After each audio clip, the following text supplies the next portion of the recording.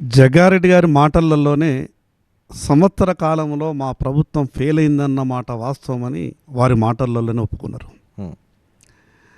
ఆ రోజు రాష్ట్ర కాంగ్రెస్ పార్టీ అధ్యక్షునిగా ఈ రాష్ట్రం ఎన్ని లక్షల కోట్లు అప్పులు చేసింది, ఈ రాష్ట్రానికి ఉన్నటువంటి ఆదాయం ఎంత, ఎఫ్ఆర్బిఎం పరిమితులు ఎంత, పూర్తిగా అవగాహన ఉన్నటువంటి వ్యక్తిగా రేపు రాబో రోజులలో మా కాంగ్రెస్ పార్టీకి అవకాశం ఇస్తే ఇన్ని రకాలైనటువంటి పథకాలతో మీకున్నటువంటి బాధలన్నీ దూరం చేసే బాధ్యత మాది అని కాంగ్రెస్ పార్టీ ఆ రకంగా అన్ని వర్గాలకు మాట ఇచ్చిన కారణంగా ఈ తెలంగాణలో కాంగ్రెస్ పార్టీ అధికారంలోకి వచ్చింది. వింత ఏందంటే రాష్ట్ర ప్రజలు రాష్ట్రాన్ని 5 సంవత్సరాలు పరిపాలించమని కాంగ్రెస్ పార్టీకి అవకాశం ఇచ్చిండ్రు. ఇచ్చినటువంటి అవకాశం ద్వారా 5 సంవత్సరాలు పరిపాలించి మీకు ఇచ్చినటువంటి మాట ప్రకారం మేము 80% 90% మీ సమస్యలన్నింటినీ పరిష్కారం చేస్తాం, తిరిగి మళ్ళీ మేము ముందుకు వస్తున్నాం, మమ్మల్ని ఆశీర్వదించండి అని సభలు ఇంకా రకరకాలుగా విజయోత్సవాలు చేసుకోవాలి.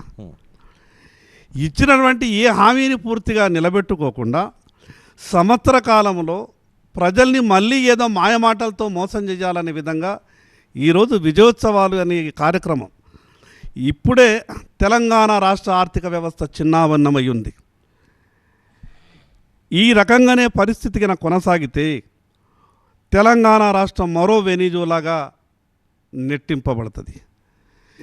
ఈరోజు 100 కోట్ల రూపాయలు ఉద్యోగస్తులకు వాళ్ళు జమ చేసుకున్నటువంటి డబ్బును తిరిగి ఇవ్వడానికి ప్రభుత్వం దగ్గర డబ్బులు లేవు. కానీ ఈ తెలంగాణ రాష్ట్ర డబ్బులతోని భారతదేశంలో ఉన్నటువంటి అన్ని రాష్ట్రాలలో అడ్వర్టైజ్మెంట్లు ఇచ్చి 100 కోట్ల రూపాయలు వృధా చేస్తున్నారు. ఒక పక్క చెప్తున్నారు ఆర్థిక వ్యవస్థ బాగోలేదు, గత 10 సంవత్సరాలు ఈ రాష్ట్రాన్ని పరిపాలించినటువంటి టీఆర్ఎస్ పార్టీ 7 లక్షల కోట్ల అప్పు చేసిన వాస్తవం. టీఆర్ఎస్ పార్టీ ఈ రాష్ట్రానికి అన్యాయం చేసి దాంట్లో ఎటువంటి సందేహం లేదు. వాళ్ళు అన్యాయం చేసిండ్రనే కదా, వాళ్ళు 7 లక్షల కోట్ల రూపాయలు తెలంగాణ రాష్ట్ర ప్రజల మీద అప్పుల భారం మోపిండ్రనే కదా మీకు అధికారం ఇచ్చిండ్రు. మీరేం గొప్ప గొరవ పెడుతున్నారు? సంవత్సరం తిరగముందే 1,00,000 కోట్ల రూపాయలు ఈరోజు అప్పు చేసిండ్రు. తెలంగాణ రాష్ట్రాన్ని టీఆర్ఎస్ అనే పార్టీ 10 సంవత్సరాలు ఏ రకంగానైతే 7 లక్షల కోట్లు అప్పు చేసిందో, అంటే కాంగ్రెస్ పార్టీ కూడా ఈ రాష్ట్ర ప్రజలు అధికారం కట్టబెడితే మేమేం కూడా టీఆర్ఎస్ పార్టీ కన్నా తక్కువ తీసిపోలేదు. 5 సంవత్సరాలలో వాళ్ళు 10 సంవత్సరాలలో చేసినటువంటి అప్పును మేము 5 సంవత్సరాలలో చేసి చూపెడతామనే విధంగా సంవత్సరంలో 1,00,000 కోట్ల అప్పులు చేసిండ్రు. ఇంకా ఏమీ మొదలు కాలేదు. 1,00,000 కోట్లు సంవత్సరంలో అప్పు చేసిండ్రు. కానీ మీరు ఇచ్చినటువంటి హామీలన్నీ కూడా నెరవేర్చాలంటే మరో 15 లక్షల కోట్ల అప్పు చేస్తే కానీ మీరు ఇచ్చినటువంటి హామీలు నెరవేరవు. ఏ సమస్య మీరు తీర్చిండ్రని ఒక్క విషయం చెప్పచ్చు. జగ్గారెడ్డి గారు మొదట మాట్లాడినటువంటి మాట అది స్వాతంత్రమా, స్వేచ్ఛనా, ముఖ్యమంత్రి కలవడమా, వచ్చిందా? కొంత మార్పు వచ్చింది. ఏ మాటకు ఆ మాట సాటిస్ఫాక్టరీ ఉందా? ప్రజల్లో సాటిస్ఫై అవుతున్నారు? ఒక్క విషయం నేను మొదటి మాటకు చెప్తా ఉన్నా, కనీసం కలిసే అవకాశం ఇచ్చిండ్రు. నేను ఆ మాటకు లేదన్న, కానీ కేవలం కలిస్తేనే సరిపోతుందని అంటే అది పరిపాలన కాదు. కంచె తీసేసినంత మాత్రాన స్వేచ్ఛ ఇచ్చేసిన మిగతా విషయాలతో మాకు సంబంధం లేదంటే అది పరిపాలన కాదు. ఎన్ని సంవత్సరాలు చెప్తారు మీరు? ముఖ్యమంత్రి కార్యాలయం ముందు కంచె తొలగించడమని చెప్పి, స్వేచ్ఛా వాయువులు పీల్చుకునే అవకాశం ఇచ్చడమని చెప్పి ఎన్ని రోజులు చెప్పగలుగుతారు? మీరు సంవత్సరం పాటు గత ప్రభుత్వం చేసినటువంటి విషయాలనే చెప్తే అసలు మీ పరిపాలన ఎప్పుడు కొనసాగిస్తారు? ఇది పాయింట్. ఒక్క విషయం నేను చెప్తాను.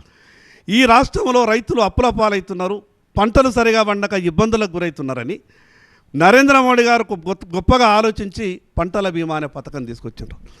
ఈరోజు రాష్ట్ర ముఖ్యమంత్రి గారు ఆ రోజు పిసిసి అధ్యక్షులుగా ఒక మాట చెప్పిండ్రు, పంటలు పండక రైతులు నష్టపోతున్నారు, రేపు మా ప్రభుత్వం వచ్చిన తర్వాత పంటల బీమా అమలు చేసి రైతులు కట్టేటటువంటి ప్రీమియాన్ని కూడా ప్రభుత్వమే కడతామని చెప్పిండ్రు.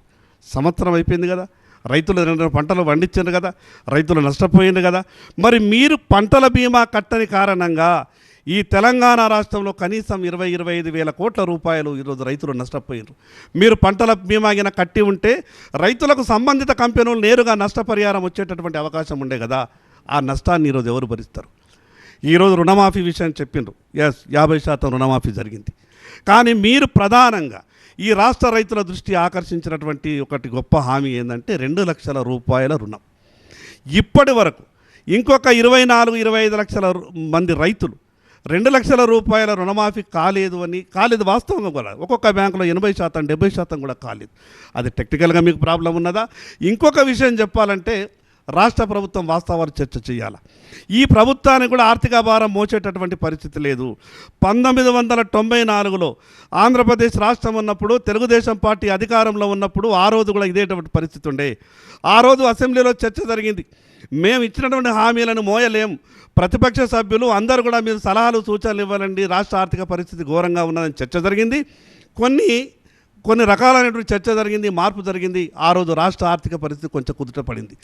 ఈరోజు భేషజాలకు పోయి కాంగ్రెస్ ప్రభుత్వం, అది ప్రభుత్వం, కాంగ్రెస్ పార్టీ ప్రభుత్వం కాదు, తెలంగాణ రాష్ట్ర ప్రజల ప్రభుత్వం. మీకు ఇచ్చినటువంటి అధికారాన్ని సద్వినియోగం చేసుకొని మీరు వాస్తవాలు చెప్పేటటువంటి పరిస్థితి చేయండి. మీరు ఆర్థిక భారం మోసేటటువంటి పరిస్థితి లేదు. మరో 10 మంది రేవంత్ రెడ్డిలు ముఖ్యమంత్రులై కుర్చీలో కూర్చున్నా తెలంగాణ రాష్ట్ర ఆర్థిక పరిస్థితి ఈ రకంగా కొనసాగితే ఈ రాష్ట్రంలో వాళ్ళు ఇచ్చినటువంటి హామీలు నెరవేరవు. ముఖ్యమంత్రి గారికి ఉండినట్టు చెయ్యాలని నేను లేదు అనన్నా, కానీ రాష్ట్ర ఆర్థిక పరిస్థితి బాగులేదు. వాస్తవాలు చర్చకు రావాలా. ప్రజల వాస్తవాలకు చెప్పినప్పుడే మీ గురించి ప్రజలు ఏమైనా అర్థం చేసుకునేటువంటి అవకాశం ఉంది.